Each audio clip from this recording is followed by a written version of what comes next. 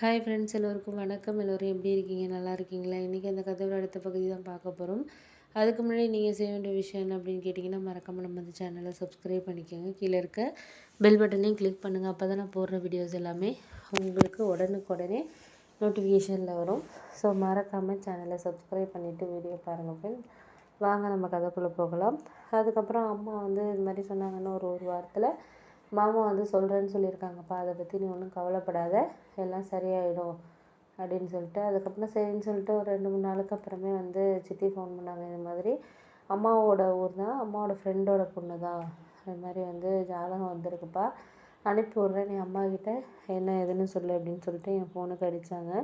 அதுக்கப்புறம் நான் அம்மாக்கிட்ட வந்து சொன்னேன், இது மாதிரினா தெரியும், என்னோடய கிளாஸ்மேட்டு தான்ப்பா அவங்க அம்மா, அந்த பொண்ணா ரொம்ப நல்ல பொண்ணு, நான் கூட ஒரு தடவை விசேஷத்துக்கு போயிருந்தப்ப பார்த்தேன், ரொம்ப நல்ல டைப்பு, நல்லா பேசக்கூடிய ஒரு பொண்ணு தான், நல்லா அமைதியான பொண்ணு, பார்த்துக்கலாம், எனக்கும் பிடிச்சிருக்குன்னு போய் ஜாதகம் பொருத்தம் வந்து பார்த்துட்டு வருவோம், பார்த்துட்டு வந்ததுக்கப்புறம் சரியாக இருக்கா என்னன்னு சொல்லிட்டு பார்ப்போம் அப்படின்னோடனே சரி அப்படின்னு சொல்லிட்டு பார்க்குறதுக்காக வந்து ரெடி ஆகி இது பண்ணோம்.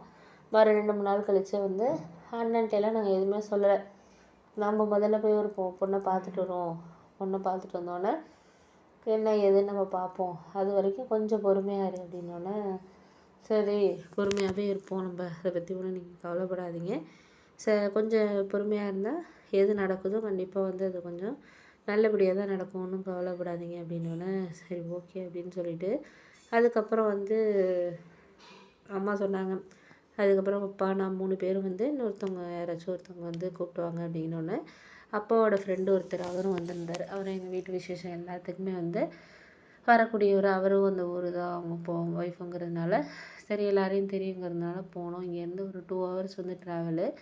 போனதுக்கப்புறம் வந்து அண்ணன் வந்து ஆஃபீஸ் போயிட்டான்.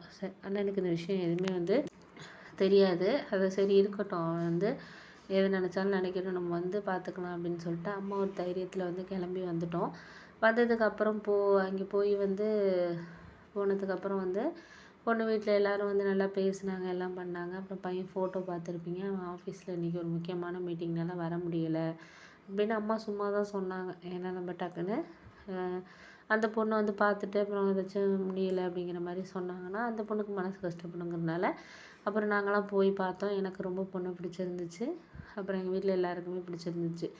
அம்மா வந்து பூ பொட்டெல்லாம் வந்து வச்சுட்டு வந்துட்டாங்க, இந்த மாதிரி தான் என் மருமக அப்படின்னு சொல்லிட்டு வந்துட்டாங்க. செயின் ஒன்று ஒரு பவுனில் வந்து அவங்க கழுத்தில் வந்து போட்டுட்டு மீதியெல்லாம் நம்ம பேசிக்கலாம் அப்படின்னு சொல்லிட்டு வந்துட்டாங்க.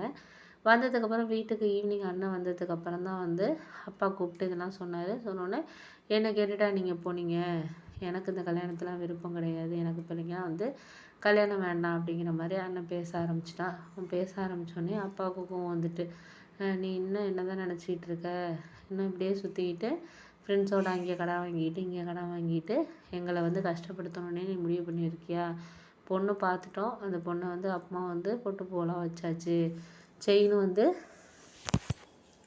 வந்து நம்ம வந்து போட்டுட்டு வந்தாச்சு, இதுக்கு மேலே வந்து எதுவும் நம்ம இது பண்ணுறதுக்கு தயாராக இல்லை அப்படின்னு சொன்னோன்னா ஓகே அப்படின்னு சொல்லிவிட்டு அதுக்கப்புறம் வந்து ரொம்ப ஒரு மாதிரி மனசே இதாகிடுச்சு. சரி வந்து இதுக்கப்புறம் என்ன ஆனாலும் பார்த்துக்கலாம் அப்படின்னு சொல்லிட்டு அண்ணன்ட்ட எவ்வளோ கன்வின்ஸ் பண்ணி பேசி பார்த்தாங்க. அதுக்கப்புறம் அம்மா ஒரே வார்த்தை தான் சொன்னாங்க, நீ என்ன பண்ணுறியோ என்னே தெரியலை, இவ்வளோ நாள் நீ எவ்வளோ வந்து கஷ்டம் வந்து இது பண்ணியிருக்கிற, எவ்வளோ வந்து இது பண்ணியிருக்க, அதெல்லாம் தாண்டி நான் உனக்கு சப்போர்ட் பண்ணது காரணம் நீ வந்து நல்லா இருக்கணும், லைஃப்பில் நல்ல நிலைமைக்கு போகணுங்கிற ஒரு காரணத்துக்காக தானே தவிர வேறு எந்த இதுக்காகவும் கிடையாது, பார்த்துக்கலாம் அப்படிங்கிற மாதிரி சொன்னோன்னே சரி பார்த்துக்குவோம் அப்படின்னு சொல்லிட்டு ஒரு சில விஷயங்கள் வந்து அப்படியே போயிட்டு இருந்துச்சு.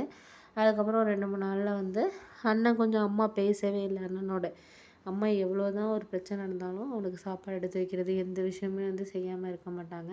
ஆனால் 2 நாளாக அம்மா கிட்ட வந்து நிறைய சேஞ்சஸ் தெரிஞ்சிச்சு. அம்மா வந்து கோவத்தில் நான் உன்னோட பேச மாட்டேன், நீ என்னோட பேசணுங்கிற அவசியம் கிடையாது அப்படிங்கிற மாதிரி கோவமாக சொல்லிட்டாங்க. சொன்னோன்னே அண்ணனால் ஒன்றுமே பேச முடியல, ஒரு மாதிரி சோகமாகவே தான் 2-3 நாளாக இருந்தான். நானே வந்து அண்ணன் இந்தளவுக்கு சோகமாக இருப்பானா அப்படிங்கிற மாதிரிலாம் நான் யோசிக்க ஆரம்பிச்சிட்டேன். அதுக்கப்புறம் வந்து ஒரு 2-3 நாளைக்கு அப்புறம் வந்து நான் அண்ணன்கிட்ட போய் பேசினேன்.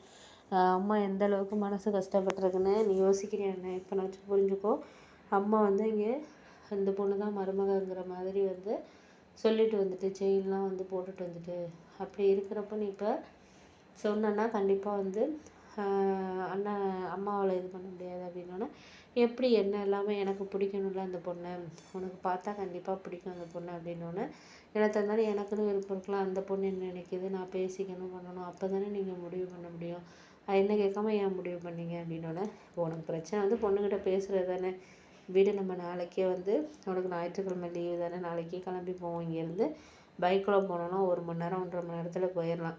ஊருக்கு போய் பார்த்துட்டு என்ன ஏதுன்னு பேசிட்டு வருவோம்.